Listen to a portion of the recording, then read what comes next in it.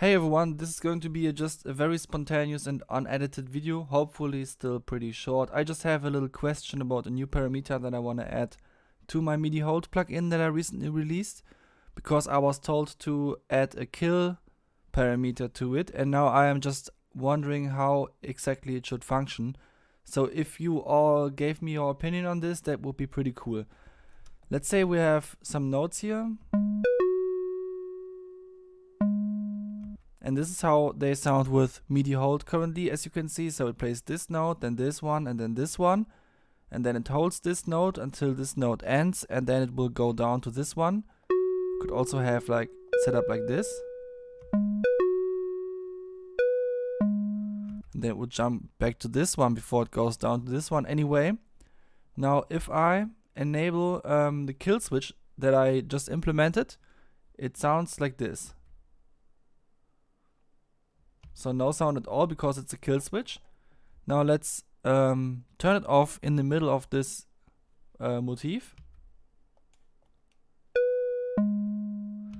So this does exactly what you would expect, I guess. I turned it off in the middle of this. So when the note off arrived, it jumped to this one, it played it, and jumped down to this one.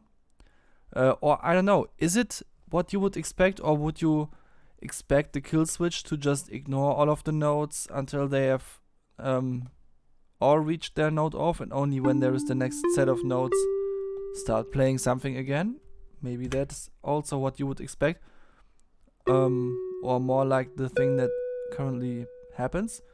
And one other thing that I noticed that can be a little bit weird is in this sequence, when kill is enabled.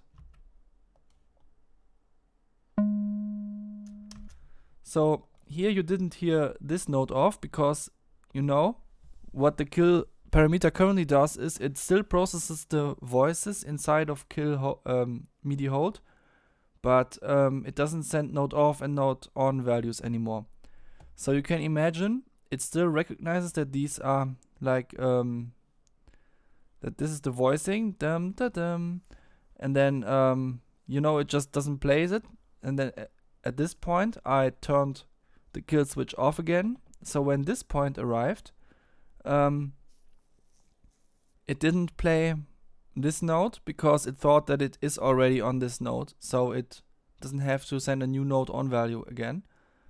But I don't know, I found it a little bit confusing. I think, I'm not sure. At least it did play the lower note then when this note off arrived, recognizing that it now has to jump from this voice to this one. So yeah, I'm not sure if I'm just confused by the whole idea of the kill switch, or by this particular way of implementing it. So if you could all like give me your opinions, what would you expect from a kill switch in MIDIHold? That would be pretty cool. Thanks.